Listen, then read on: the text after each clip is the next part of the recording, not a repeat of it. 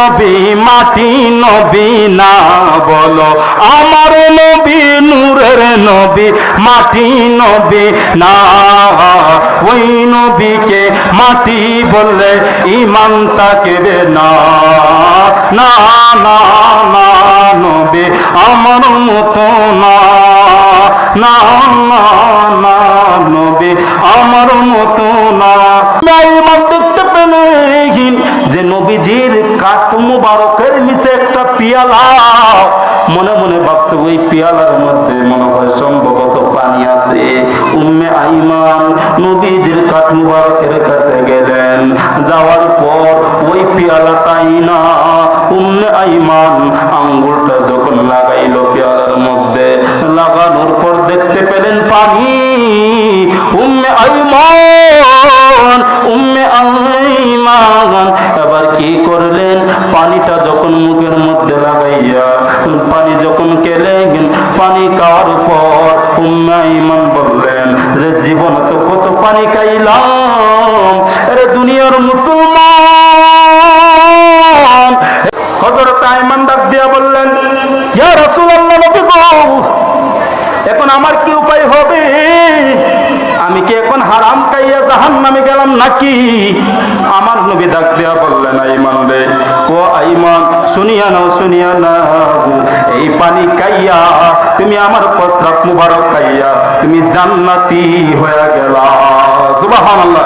তো আমরা নবীকে পাইলে মাশাআল্লাহ, আল্লাহ আল্লাহ, জিকির বাবা জোরে আল্লাহর, এটা শরম নাই, জবান খুলে আল্লাহ আল্লাহ আল্লাহ।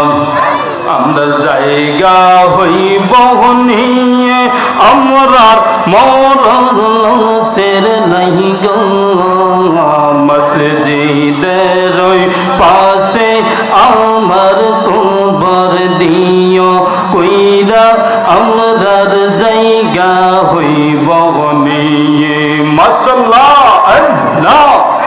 আমরা জায়গা হইব নিয়ে আমরার মরণের নাই গো, মসজিদের পাশে আমরার কবর দিও কইরা আমরার জায়গা হইব নিয়ে। মাশাআল্লাহ, আল্লাহ আল্লাহ আল্লাহ। এলাকাবাসীর আমরা তোমরার ছেলে সন্তান কই দিনের লাগিয়া, মরার পরে সবাই আমরা যাবে রে বলিয়া। মাশাআল্লাহ, আল্লাহ। হায়রে কষ্ট হইলে সাড়ে তিন হাত, কষ্ট হইলে সাড়ে তিন হাত কবর দিও কইরা আমরার জায়গা হইব নিয়ে। মাশাআল্লাহ, আমরার জায়গা হইব নিয়ে আমরার মরণের নাই গো, মসজিদের পাশে আমরার কবর দিও কইরা আমরার জায়গা হইব নিয়ে। আল্লাহ আল্লাহ আল্লাহ আল্লাহ আল্লাহ আল্লাহ। লা ইলাহা ইল্লাল্লাহ মুহাম্মাদুর রাসূলুল্লাহ সাল্লাল্লাহু আলাইহি ওয়াসাল্লাম। বাবারা বুঝে থাকলে বলবেন, রে বাবা সুয়ার বাবারা, রে ভাই, রে মুরব্বী বাবারা, নামাজের মধ্যে যদি আপনি কাউরে সালাম দেন, নামাজ কি হবে? নামাজ হবে? নামাজ হবে না। নামাজের মধ্যে যদি আপনি প্রধানমন্ত্রীকে সালাম দেন, নামাজ হবে না। নামাজের মধ্যে যদি কোনো সম্মানী মানুষকে আপনি সালাম দেন, আপনার নামাজ হবে না, নামাজ বাতিল হবে। কথা বলেন ঠিক কিনা? আর আমার আল্লাহ বলেন, এরা দুনিয়ার মুসলমান বাবু, এ আমার বান্দা, আমি আল্লাহ নামাজও দিলাম, চান না যদি নামাজের মধ্যে আমার বন্ধুকে স্মরণ না করো, আমি আল্লাহ তোমার নামাজ কবুল করব না। নামাজের মধ্যেও নবী আছে, আযানের মধ্যেও নবী আছে, ইকামতের মাধ্যমেও নবী আছে। কবর আপনারে রাখা হবে আমার রাসূলের নাম লইয়া, বিসমিল্লাহি ওয়া আলা মিল্লাতি রাসূল, ঠিক কিনা? রাসূলের নাম আছে। শুধু তাই নয় রে বাবারা, কালিমার মধ্যেও নবীর নাম আছে। নারায়ে তাকবীর, আল্লাহু আকবার, নারায়ে রিসালাত, ইয়া রাসূলুল্লাহ, নবীর নাম আছে। ও দুনিয়ার মুসলমান, ও ইমানদার, আমার আল্লাহ আমার নবীর শানে বলেন, ও দুনিয়ার মুসলমান, নামাজের মধ্যে যদি আমার বন্ধুকে যদি স্মরণ না করো, তাহলে আমি নামাজ কবুল করি না। কারণ কেন না আল্লাহ রাব্বুল আলামিন বলেন, দুনিয়ার নামাজের মধ্যে কাউরে যদি আপনি সালাম দেন, আপনি নামাজ ভেঙে যাবে, নামাজ হবে না। আপনি যদি প্রধানমন্ত্রীকে সালাম দেন, নামাজ হবে না। আপনি যদি এমপি সাহেবকে সালাম দেন, নামাজ হবে না। অথচ আমার আল্লাহ বলেন, ইয়া আইয়ুহান নাবিয়্যু ওয়া রাহমাতুল্লাহি, দোয়ায়ে তাশাহুদ যখন আমরা বৈঠকের মধ্যে পড়ি, তখন আইয়ুহান নাবিয়্যু ওয়া রাহমাতুল্লাহি, অর্থাৎ নবীজিকে সালাম প্রদান করো। আল্লাহ রাব্বুল আলামিন নামাজের মধ্যে নবীকে রাখছেন। আর যদি নামাজের মধ্যে আপনি নবীকে সালাম না দেন, আপনি যত বড় আল্লাহর ওলি হোক না কেন, যত বড় আপনি ইমানদার হন না কেন, আপনার নামাজ কায়েম হবে, নামাজ কবুল হবে না, নামাজ কবুল হবে না। বরং আপনি আরো বেঈমানি, বিয়াদবি, গুনাহগার বান্দা পরিণত হবেন। কথা বলেন ঠিক কিনা? এই জন্য আমি কি বলবো, বাবা ওলিউল্লাহ আশিকি হুজুর খুব সুন্দর ভাবে বলেন, ওরে নামাজের ভিতরে কাউকে সালাম দেয়া যায় না, ঠিক কিনা? নামাজে কি করে সালাম দেওয়া যায়? নামাজের ভিতরে কাউকে সালাম দেয়া যায় না, নবীকে সালাম না দিলে নামাজ তবাই হয় না। কথা বলেন ঠিক কিনা? ওই নবীকে সালাম না দিলে নামাজ তবাই হয় না। কথা বলেন ঠিক কিনা? এরা দুনিয়ার মুসলমান, এই জন্য শায়ের কবি খুব সুন্দর ভাবে বলেন, ওরে আসল কাবা না চিনিলে ডাকলে কি আর তারে মিলে। সবাই বলেন, আসল কাবা না চিনিলে ডাকলে কি আর তারে মিলে। নামাজ রোজা সব বিফলে, নামাজ রোজা সব বিফলে, পিতা আল্লাহু আকবার। মন ভাঙ্গা না মসজিদ ভাঙ্গা, ভাঙ্গা আল্লাহর কাবা ঘর, ভাঙ্গা আল্লাহর কাবা ঘর। মন মন্দিরে আল্লাহর বাড়ি, মন মন্দিরে আল্লাহর বাড়ি, বেতা হাদিস না তার ভিতর। কথা বলেন ঠিক না বেটি? ওরে আল্লাহ আদমকে বানাইলেন, ওরে মানুষ বানাইলেন, আল্লাহ তাআলা হুকুম করেন মানুষ বানাইলেন, আল্লাহ তাআলা হুকুম করেন নবীজিকে মান্য করো, নবীজিকে মান্য করো। আল্লাহ তাআলার ঘোষণা, মন ভাঙ্গা না মসজিদ ভাঙ্গা, ভাঙ্গা আল্লাহর কাবা ঘর। জোরে কাবা ঘর, মন মন্দিরে আল্লাহর বাড়ি, হৃদ মন্দিরে আল্লাহর বাড়ি, বেতা দিস না তার ভিতর। কথা বলেন ঠিক কিনা? এরে দুনিয়ার মুসলমান,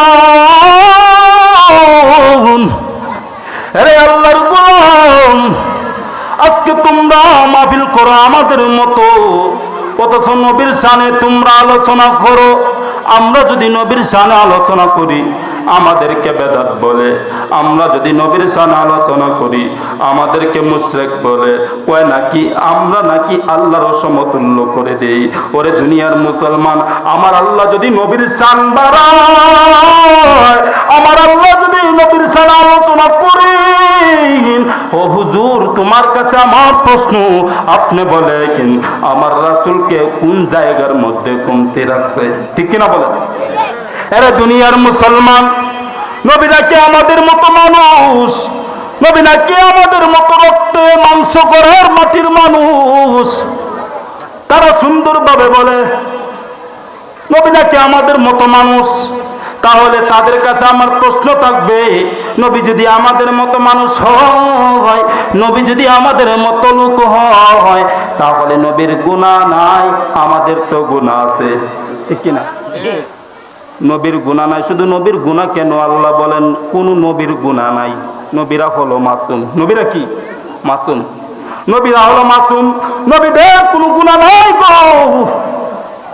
আমার নবীজির মাতা পিতারও কোনো গুনাহ নাই, তাদেরকে আল্লাহ জান্নাত দিছে।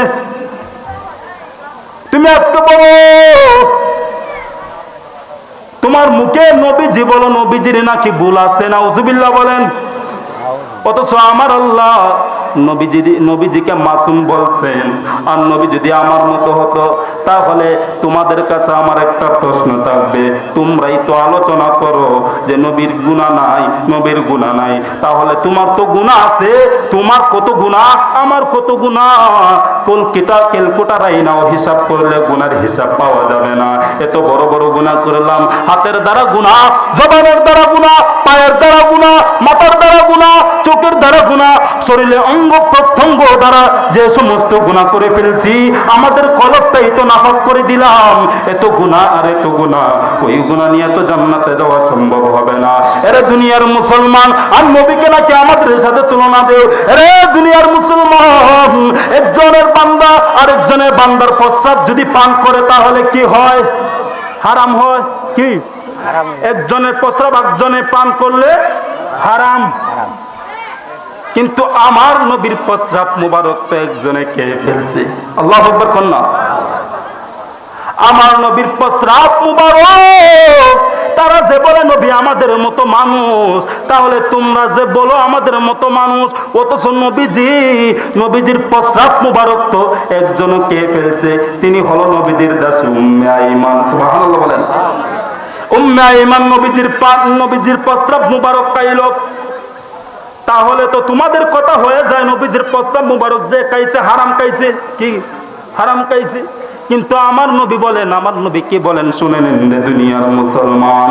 আমার আল্লাহ, আমার নবী রাহমাতুল্লিল আলামিন, একজন দাসী ছিলেন উম্মে আইমান, বৃদ্ধ একজন মহিলা। নবীজি কোনোদিন দাসীদাকে বলে নাই। নবীজি বলেন, ও মা, আপনি আমার মার মতো। দেখেন আমার নবীর চরিত্র কত সুন্দর। আমার নবীজি বৃদ্ধ মহিলাটাকে মা বলছে। অথচ একদিন আমার নবীর প্রস্রাব মুবারক একদিন উম্মে আইমান আমার নবীজির ঘরে ঘুমিয়েছিলেন রে বাবা। হযরতে উম্মে আইমান একদিন দেখতে পেলেন হঠাৎ করে ঘুমের মধ্যে নিশিরাত্রে হযরতে উম্মে আইমানের পানির পিপাসা ধরছে। কের পিপাসা? পানির পিপাসা। এখন তো গভীর রাত, পানি কোথায় পাবে? পানি তো নাই। উম্মে আইমান দেখতে পেলেন যে নবীজির কাঠ মুবারকের নিচে একটা পিয়ালা। মনে মনে ভাবছে ওই পিয়ালার মধ্যে মনে হয় সম্ভবত পানি আছে। উম্মে আইমান নবীজির কাঠ মুবারকের কাছে গেলেন। যাওয়ার পর ওই পিয়ালাটাই না, উম্মে আইমান আঙ্গুলটা যখন লাগাইল পিয়ালার মধ্যে, লাগানোর পর দেখতে পেলেন পানি। উম্মে আইমান এবার কি করলেন? পানিটা যখন মুখের মধ্যে লাগাইয়া পানি যখন খেলেন, পানি খাওয়ার পর উম্মে আইমান বললেন যে জীবনে তো কত পানি খাইলাম।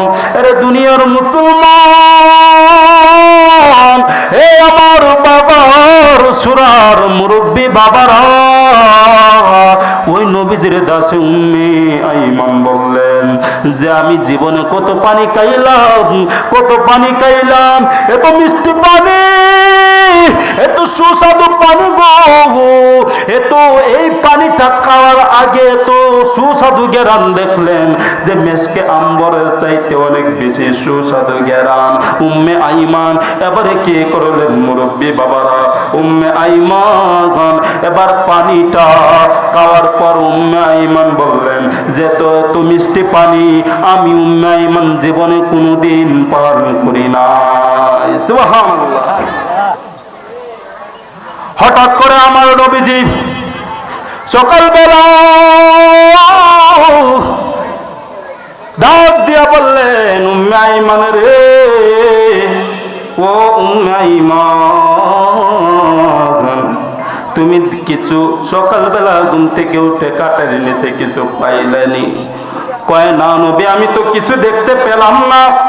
ও মায়ের নবী গো, ও নূরের নবীজি, তবে আমি দেখতে পেলাম একটা কাঠের নিচে পিয়ালা, ওই পিয়ালার মধ্যে হঠাৎ করে আমি আইমানের হঠাৎ করে পানির পিপাসা ধরলেন। পানির পিপাসা ধরার মাত্র আমি ঘরের মধ্যে পানি পাই নাই, দেখলাম আপনার কাঠের নিচে পিয়ালার মধ্যে পানি, এই পিয়ালার মধ্যে পানি খাইলাম। ইয়া রাসূলুল্লাহ, তবে আমি আপনাকে একটা কথা বলি, নবী গো রাত্রে আমার সাথে কি ঘটনা ঘটলো যে আমি আইমান জীবনে কত পানি খাইলাম, কিন্তু পানির স্বাদ এত স্বাদ, আমি এই পিয়ালার পানি খাওয়ার পর এই পিয়ালার পানি এত মিষ্টি, এত মিষ্টি, এত মিষ্টি রে বাবা। ওই পিয়ালার পানি হযরত উম্মে আইমানকে বলল, নবী গো আমি যেমন তার ভাই, আমি মেশকের আম্বরের পানি খাই নাই, আমি সাধারণ পানি খাই নাই, এটা এমন পানি খাইলাম। ইয়া রাসূলুল্লাহ, নবী যদি আরো পাইতাম আমি আইমান আরো পেট ভরে পানিটা খাইতাম। সুবহানাল্লাহ। আমার নবী ডাক দিয়া বললেন উম্মে আইমান, তাহলে আসল ঘটনা শুনবানি? কই ইয়া রাসূলুল্লাহ, নবী গো, ও মায়ার নবী। হযরত আইমান ডাক দিয়া বললেন ইয়া রাসূলুল্লাহ, নবী গো, এখন আমার কি উপায় হবে? আমি কি এখন হারাম খাইয়া জাহান্নামে গেলাম নাকি? আমার নবী ডাক দিয়া বললেন আইমান রে, ও আইমান শুনিয়া নাও, শুনিয়া নাও, এই পানি খাইয়া তুমি আমার প্রস্রাব মুবারক খাইয়া তুমি জান্নাতি হয়ে গেলা। সুবহানাল্লাহ। একটা তাকবীর দেন, নাই তাকবীর, নারায়ে রিসালাত, আহলে সুন্নাত ওয়াল জামাত।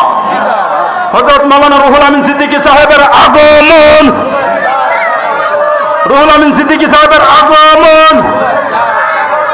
নারায়ে তাকবীর, নারায়ে রিসালাত, আহলে সুন্নাত ওয়াল জামাত। সম্মানিত হাজিরিন, আমি আলোচনা শেষ করে দিব, তবে আমি এতটুকু বোঝাবো যে এতটুকু বলতে চাইছিলাম যে নবী যে আমার মতো না, নবী যদি আমার মতো হতো তাহলে তো বলতো সরাসরি উম্মে আইমান তুমি তাড়াতাড়ি তওবা করো, তাহলে তোমার উপায় নাই, তওবা করে আল্লাহর দ্বারা মাফ চাও। বরং আমার নবী বলেন যে রে উম্মে আইমান, তুমি তো এই পানি খাইয়া পাপ করলা না, অর্থাৎ এই প্রস্রাবকে তুমি খোদার জান্নাত কিনলা। জোরে বলুন সুবহানাল্লাহ। তো নবী আমার মতো, নবী আমার মতো, কথা বলেন নবী আমার মতো হতে পারে? নবী যে আমার মতো না, এই জন্য যারা বলে নবী আমার মতো তাদের ঈমান থাকবে না। ওরে আমার নবী নূরের নবী, মাটি নবী না বলো, আমার নবী নূরের নবী, মাটি নবী না, ওই নবীকে মাটি বললে ঈমান থাকবে না। না না না, নবী আমার মতো না, না না না, নবী আমার মতো না। তো যাই হোক বাবাজির আমার, হুজুরকে আর কষ্ট দিব না, হুজুর অনেক দূর থেকে আসছে, তো আমি যাহা কিছু আলোচনা করলাম, সময় থাকলে অবশ্যই আমি আলোচনাটা গুছাইতে পারতাম, কিন্তু সময়ের কারণে আমি আলোচনা দুঃখিত করতে পারলাম না। তো এখন এই পর্যায়ে আপনাদের সামনে আলোচনা করবেন, খুব সুন্দর আলোচনা করেন। এখনো যারা প্যান্ডেলের বাহিরে আছেন সবাইকে আমি অনুরোধ করবো, আপনারা বাবারা দেরি না করে আজকের মাহফিলে আপনারা আসেন। ইনশাল্লাহ আমাদের আন্তর্জাতিক হুজুর কারি রুহুল আমিন সিদ্দিকী হুজুর এই মুহূর্তে স্টেজের মধ্যে বসা আছে, ইনশাল্লাহ আলোচনা রাখবেন। আপনাদেরকে বিশেষভাবে আবারও অনুরোধ করে বলা হলো, আপনারা দেরি না করে প্যান্ডেলের ভিতরে এসে প্যান্ডেলটাকে সুন্দর করার চেষ্টা করুন। আল্লাহ রাব্বুল আলামিন যেন আজকের মাহফিলকে কবুল করুক, সবাই বলে আমিন। আজকের আলোচনা আমি যাহা কিছু বললাম, যাহা কিছু আপনারা শুনলেন, ইনশাল্লাহ আপনারা আবারও যদি এদিকে আসি আলোচনা শুনবেন। এই পর্যন্ত আমি শেষ করলাম, সমাপ্ত করলাম। আমার আলোচনা যদি কোনো ভুল ত্রুটি হয়ে থাকে বাবারা, আপনাদের দুই পায়ের নিচে আমার দুই হাত, আপনারা সুন্দর কমার দৃষ্টিতে দেখবেন। আমার আলোচনা এখানে শেষ করলাম। আসসালামু আলাইকুম ওয়া রাহমাতুল্লাহি ওয়া বারাকাতুহু।